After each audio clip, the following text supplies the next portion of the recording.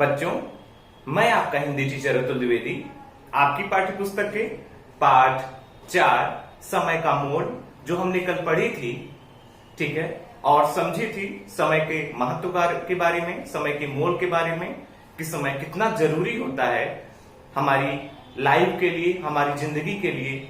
अगर हम कुछ भी करना चाह रहे हैं, ठीक है, सफलता प्राप्त करना चाह रहे हैं किसी भी क्षेत्र में, ठीक है, तो हमें क्या करना है? हमें समय के महत्व को समझना है, समय के मोल को जानना है, ठीक है। और अगर हम समय के महत्व को समझ गए तो क्या होगा? हम हर वो काम कर सकते हैं जो हमारे लिए कठिन प्रतीत हो रहा है, ठीक है। हर वो काम जो हमें ऐसा लगता है कि यह संभव नहीं है, वह सारे काम हम बहुत ही आसानी से, बहुत ही सरलता से कर सकने में सक्षम हो पाएंगे अगर हम क्या कर रहे हैं? समय के महत्व को समझ करके, समय के साथ न कि समय के बल्कि आगे समय से चलने का प्रयास अगर हम करें तो हम क्या करेंगे? किसी भी काम को, किसी भी ऐसा जो कोई भी ऐसा काम हो जो हमें बहुत ही दुष्कर लग रहा हो, दुष्कर का अर्थ है बहुत ही कठिन हो, जिसे हम सोच रहे हैं कि यार ये हमसे नहीं हो पाएगा, उस काम को भी हम बहुत आसानी के साथ में कर सकने में सक्षम हो पाएंगे।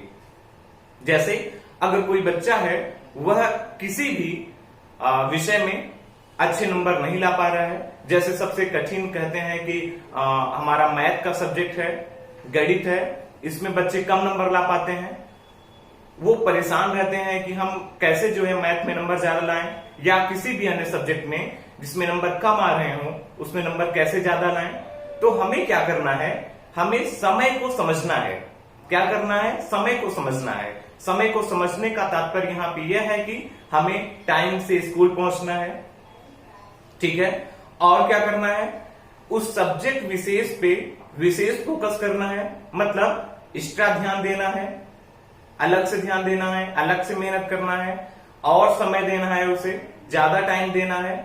यहां पे आ गया ना समय, मतलब हमें उसे ज्यादा समय देना है, ठीक है। उसके बाद क्या करना है? तीसरा, समय लेकर के, किसका समय लेकर के? उस टीचर का, अध्यापक का समय लेकर के क्या करना है? उन विषयों पे बात करनी है, चर्चा करनी है। अगर आपको नहीं वो आ रहा है तो उस पर बार बार जो है उनसे कहना है, उनसे पूछना है, ठीक है। उस सब्जेक्ट को समय देना है, उस विषय को समय देना है। तो हम क्या करेंगे? धीरे धीरे जब हम उस सब्जेक्ट को, उस विषय को जब टाइम देना शुरू कर देंगे तो वह विषय भी हमें टाइम देना शुरू कर देगा। टाइम देना शुरू कर देगा मतलब हमारे पास रहना शुरू कर देगा, आना शुरू कर देगा, वह हमें समझ में आने लगेगा। तो हमने कल इस कविता में समय के महत्व के बारे में पढ़ा था और इस समय के महत्व को समझा था कि कैसे यह समय जो है, अगर हम इसके महत्व को समझते हैं तो ये हमें ऊंचाई पर ले जाता है। अगर हम समय के महत्व को नहीं समझते तो कैसे हम ऊपर से नीचे आ जाते हैं, ठीक है। हमारा हर वो काम अगर समय से किया गया हो तो हमें जरूर सफलता प्राप्त होती है, और हमारा हर वो काम जो समय पे न शुरू किया गया हो, भले हमको वह बहुत आता हो, लेकिन वह क्या होता है? हमें नीचे लेके जाता है। जैसे हिंदी हमारी मातृभाषा है, सभी को हिंदी आती है, घर में सब लोग हिंदी बोलते हैं, हम सब हिंदी में ही बात करते हैं, ठीक है। तो हिंदी को लोग क्या करते हैं? सरल समझ लेते हैं और उसे टाइम देना बंद कर देते हैं, समय देना बंद कर देते हैं। फिर धीरे धीरे क्या होता है? जब हम धीरे धीरे ऊपर की क्लासेस में जाते हैं तो हमें क्या पता चलता है? नीचे की जो चीजें हैं उसे हम भूलते चले जाते हैं, उस पर ध्यान नहीं देते। और जब हम ऊपर जाते हैं तब हमें उस हिंदी का महत्व समझ में आता है, क्योंकि जितने भी एग्जाम आजकल, वनडे एग्जाम हो रहे हैं, यूपीएससी का एग्जाम हो रहा है, ठीक है, आईएएस का, सिविल की तैयारी करने वाले बच्चे हैं, उसमें सब सारी चीजों में हिंदी बहुत ही आवश्यक है। मतलब हिंदी पढ़ना बहुत ही जरूरी है, हिंदी को भी समय देना बहुत ही जरूरी है। जितना टाइम आप अन्य सब्जेक्ट को दे रहे हैं, अगर उससे थोड़ा सा कम भी आप रोज अगर हिंदी को दे पा रहे हैं तो आपका जो आने वाला फ्यूचर है, जो भविष्य है, वह बहुत ही उज्जवल है। क्या है? बहुत ही उज्जवल है बच्चों। तो इसलिए क्या होता है? हमें क्या करने की जरूरत है? हमें अभी से हिंदी पे फोकस करने की जरूरत है, हिंदी पे ध्यान देने की जरूरत है, हिंदी को समय देने की जरूरत है। बच्चों, क्या आप जानते हैं कि जो भी कंपटीशन लेवल पे एग्जाम जो होते हैं उनमें जो प्रश्न पत्र बनते हैं वो किस स्तर के होते हैं?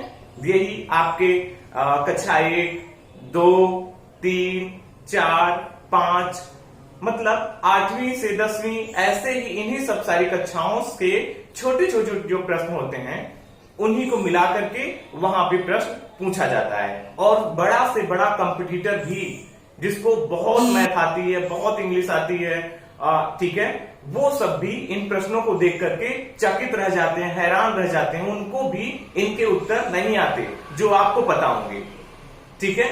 जो आपको पता होगा कि इसका उत्तर ये है, यह उनको नहीं आता। कहां पे? उस टाइम पे। तो हमें क्या करना है? हमें आज से, अभी से ही हिंदी को महत्व देना है। हिंदी के का जो मूल है एक तरह से, या हिंदी का जो समय, हिंदी को भी हमें क्या करना है? अन्य विषयों के साथ में अच्छा समय देना है, ठीक है बच्चों। और एक चीज ध्यान रखनी है कि हमारा हाथ अगर 10 किलोमीटर लंबा हो जाए, पैर हमारा एक 50 किलोमीटर लंबा हो जाए, नाक हमारी क्या हो 10 फीट तक लंबी हो जाए, तो क्या हम करेंगे? क्या हम अच्छे इंसान दिखेंगे? नहीं दिख पाएंगे। क्यों नहीं दिख पाएंगे? क्योंकि हमारा एक पैर तो बहुत लंबा हो गया है, दूसरा यही है, छोटा है। एक हाथ हमारा बहुत लंबा हो गया है, दूसरा हाथ छोटा ही रह गया। नाक हमारी इतनी लंबी हो गई है, आंखें यहीं पे हैं। तो हमें क्या होगा? परेशानी हमें होगी। लोग हमें देख करके क्या करेंगे? हंसेंगे। सुंदर वही दिखता है जिसके नाक, कान, आंख, हाथ, पैर क्या हो? समान रूप से बढ़े हों। जितना उनको बढ़ना चाहिए, जिस रूप में उनको रहना चाहिए, उतने में ही बढ़े हों। मतलब दोनों हाथ समान मात्रा में बराबर हों, ठीक है। न तो बहुत ज्यादा लंबे हों और न तो बहुत ज्यादा छोटे हों। इसी तरह से हमारा पैर भी है, न तो बहुत ज्यादा लंबा हो हमारे शरीर के हिसाब से, न तो बहुत ज्यादा कम हो, छोटा हो। तो हमारा कहने का तात्पर्य है बच्चों कि मैथ, इंग्लिश, साइंस, इन सब सारे सब्जेक्ट जो हैं इनको ध्यान दो, क्योंकि ये आपका दिमाग है, आपकी आंख है, आपका नाक है, ठीक है, आपका कान है। ये सब सारी चीजें जरूरी हैं, बहुत ही जरूरी हैं आज के टाइम में। लेकिन हमारे इस हाथ की भी उपयोगिता है, हमारे इस पैर की भी उपयोगिता है, हमारी इस अंगुली की भी उपयोगिता है, ठीक है, हमारे इस बाल की भी उपयोगिता है। क्योंकि ये बाल नहीं रहेगा तो हम सुंदर दिखेंगे? नहीं दिखेंगे। लोग क्या करते हैं? चिढ़ाने लगते हैं। अगर कोई टकला हो जाए तो उसे क्या करते हैं? चिढ़ाने लगते हैं। इसलिए ये बहुत ही जरूरी है कि हिंदी हमारे सर का बाल है, ठीक। हमें इसको दुरुस्त करके रखना है, हमें इसे संवारना है, सुधारना है, तभी हम आगे जाकर के कुछ कर सकते हैं।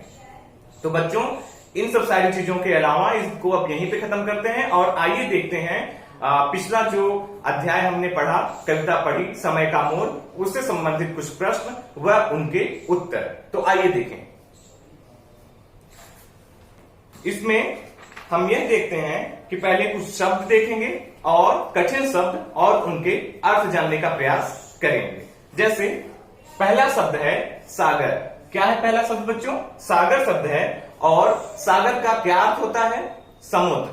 समुद्र आप जानते भी होंगे। तो सागर और समुद्र जो है एक ही है, ठीक है बच्चों। उसके बाद आते हैं, दूसरा शब्द है कण। कण क्या है बच्चों? कण। कण। ये कण कण क्या होता है? छोटे से छोटा टुकड़ा। मतलब छोटा छोटा, अगर कोई छोटा सा छोटा टुकड़ा है तो वो क्या कहा जाता है? कण कहला जाता है। जैसे आप देखते होंगे कि जब आप रास्ते में पैदल चलते होंगे तो क्या होता होगा? इतने छोटे छोटे कण रास्ते में, सड़क पे बिखरे हुए होते हैं ना बच्चों। उनको हम क्या कहते हैं? कंकड़ कहते हैं। और उसी को हम कण भी बोल सकते हैं क्योंकि वह छोटा सा टुकड़ा होता है, ठीक है। इसके बाद आते हैं पल। पल। पल भी क्या कहते हैं? जैसे बड़ा सा कोई बड़ी सी पत्थर शिला है, कोई बड़ी सी पत्थर शिला है, उसमें क्या होता है? उसका जो छोटा सा टुकड़ा होता है कंकड़, वो सबसे छोटा होता है। इसी तरह से जो पल होता है वह समय रूपी जो पत्थरशिला है या जो समय है उसका छोटा स्वरूप है। जैसे बड़े सा कोई पत्थर है, खूब बड़ा सा चट्टान है, उसका छोटा स्वरूप तोड़ देते हैं जब उसे, तो उसे क्या कहते हैं? कण कहते हैं। ठीक है। इसी तरह से ये जो पल है वह क्या है? समय का, जो समय तो बड़ा होता है, तो समय का छोटा स्वरूप है, सबसे छोटा स्वरूप है। ठीक है। अब आइए देखते हैं युग क्या है। युग, युग किसे कहते हैं? बहुत लंबा समय। ठीक है। जैसे आप जानते हैं कि कोई सेकेंड है, जब हम घड़ी में देखते हैं तो सेकेंड है, तो सेकेंड क्या होता है? छोटा हिस्सा होता है समय का। वही जब हम क्या कहते हैं? 1 घंटे हो गए, तो 1 घंटा क्या होता है? समय का लंबा टाइम होता है। ठीक है। लंबा नापने का एक तरीका है समय को, तो ये लंबा है परिमाप।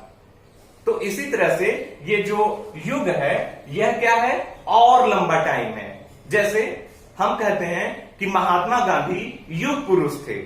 युग पुरुष का मतलब यह है कि वो जो एक लंबा कालखंड है या लंबा जो समय है उसके क्या थे? युग पुरुष थे।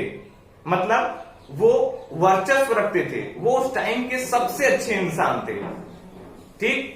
अपने जो नीचे लोग हैं उनको क्या करते थे? उनका नेतृत्व करते थे, उनको लीड करते थे। ठीक। अब आइए देखते हैं दूसरा, अगला क्या है? मोल है। मोल का अर्थ क्या है? हम सब जानते ही हैं। मोल का अर्थ होगा महत्व। क्या है बच्चों? महत्व। इसके आगे है बुद्धिमान। क्या है बच्चों? बुद्धिमान। और बुद्धिमान व्यक्ति आपको पता ही है कि बुद्धिमान किसे कहते हैं? तो बुद्धिमान व्यक्ति वह होगा जिसमें बहुत बुद्धि हो। क्या हो? जिसमें बहुत बुद्धि हो, जो होशियार हो। जो होशियार हो, जिसमें बहुत बुद्धि हो, वह क्या होगा? बुद्धिमान व्यक्ति होगा। होशियारी का मतलब यह है कि जो अपना काम समय से करता हो। ठीक है। जो भी पढ़ाया जा रहा हो उसे आज ही पढ़ता हो। ठीक है। छोड़ता ना हो, टालता ना हो, कल पे ना छोड़ देता हो, उसे क्या कहेंगे? उसे बुद्धिमान व्यक्ति कहते हैं। ठीक। ऐसे व्यक्ति नहीं कि जो आज पढ़ाया जा रहा है उसे हम कल पढ़ेंगे, कल पढ़ाया जा रहा है उसे हम बहुत बाद में पढ़ेंगे। आलस्य जो न करने वाला हो, अपने काम को समय से पूरा करने वाला जो व्यक्ति हो, उसे हम क्या कहते हैं? बुद्धिमान कहते हैं। और आप में भी वही बुद्धिमान बच्चा होगा, वही बुद्धिमान बच्ची होगी जो क्या करती होगी? अपने काम को समय से पूरा करती होगी। ठीक है। अब आइए हम प्रश्नों की तरफ चलें। तो हमारा पहला प्रश्न है बच्चों, क्या है पहला प्रश्न? पहला, बहुत सारे फूलों के मिलने से गुलदस्ता बनता है। क्या बनता है बच्चों? गुलदस्ता बनता है। जब हम छोटे छोटे जो फूल हों, 1 2 या इत्यादि 10 15 अगर फूल को अगर मिला दें, बहुत सारे फूलों को अगर मिला दें, तो क्या बन जाएगा बच्चों? गुलदस्ता बन जाएगा ना। आपके घर में भी गुलदस्ते अगर होंगे तो आप उसमें देखते होंगे कि एक फूल तो नहीं होगा, उसमें कई फूल होंगे। तो कई फूलों के मिल जाने से क्या बन सकता है? क्या बन जाता है? गुलदस्ता बन जाता है। तो अब आइए देखते हैं दूसरा प्रश्न क्या है? ख। दूसरा प्रश्न ख है बच्चों, जल की अनेक बूंदें मिल जाए तो, जल की अनेक बूंदें मिल जाए तो क्या बन जाता है? तो बच्चों, जल की अनेक बूंदें मिल जाए तो सागर बन जाता है। क्या बन जाता है बच्चों? सागर बन जाता है। जल की अनेक बूंदों के मिल जाने से क्या होता है? सागर बन सकता है। हमने आपको कल बताया ही था कि जब बरसात होती है तो उस बरसात का पानी हमारे घरों में, हमारे छत पे आता है, और आप देखते होंगे कि नालियों के माध्यम से वह बड़े नालों में जाता है, बड़े नालों से नदियों में, और नदियां कहां जाकर के मिलती हैं? सागर में। तो ये कहा गया है कि छोटी छोटी अगर बूंदें मिल जाएं तो वह सागर का रूप ले सकती हैं। मतलब हमारे लिए यह बताया गया है कि अगर हम थोड़ी अगर पढ़ाई अगर करते रहें तो एक दिन क्या हो सकते हैं? एक दिन पूरे स्कूल के टॉपर बन सकते हैं, सबसे ज्यादा नंबर ला सकते हैं। लेकिन क्या करना होगा? हमें थोड़ी पढ़ाई रोज करनी है। मतलब हमें कोई भी ऐसा दिन जाया नहीं करना है, नहीं गंवाना है जब हम न पढ़ते हो। मतलब हमें चाहे हम थोड़ा ही पढ़ें लेकिन रोज पढ़ेंगे। अगर हम ये उद्देश्य अगर ये बना लें, अपने दिमाग में ये धारणा बैठा लें कि हमें रोज पढ़ना है, चाहे हम थोड़ा ही पढ़ें, तो हम क्या बन सकते हैं, एक दिन हम स्कूल के टॉपर बन सकते हैं, कक्षा में सबसे ज्यादा नंबर पा सकते हैं। ठीक है, अब देखते हैं अगला प्रश्न क्या है। अगला प्रश्न ग है, पल और युग में क्या अंतर है। क्या है बच्चों, पल और युग में क्या अंतर है। तो हम देखते हैं कि पल जो है वह समय का छोटा हिस्सा है। क्या है बच्चों, पल जो है वह समय का छोटा हिस्सा है और युग जो है समय का बड़ा हिस्सा है। क्या है बच्चों, युग जो है वह समय का क्या होता है, बहुत लंबा हिस्सा होता है। जिस तरह से आप देखते होंगे कि सेकेंड, घड़ी में जो घड़ी चलती है उसमें देखते होंगे कि सेकेंड, ठीक, वह समय का छोटा हिस्सा है। लोग कहते हैं, जैसे मम्मी पापा ने आपको कहा कि सोहन क्या कर रहे हो, यहां आओ, तो आप कहते हैं कि बस मम्मी रुकिए, 1 सेकंड में आ गया। 1 सेकंड में मतलब बहुत जल्दी आ गया। ठीक है, और दूसरा हम क्या देखते हैं उदाहरण, कि महात्मा गांधी युग पुरुष थे। मतलब महात्मा गांधी उस टाइम पे, अपने टाइम में, मतलब युगों बीत गए, काफी टाइम बीत गया, बहुत लंबा कालखंड बीत गया, बहुत लंबा समय पीछे चला गया। उस टाइम पे जब हमारा देश स्वतंत्र नहीं हुआ था, उस टाइम पे वो लोगों का नेतृत्व करते थे, लोगों के नेता थे।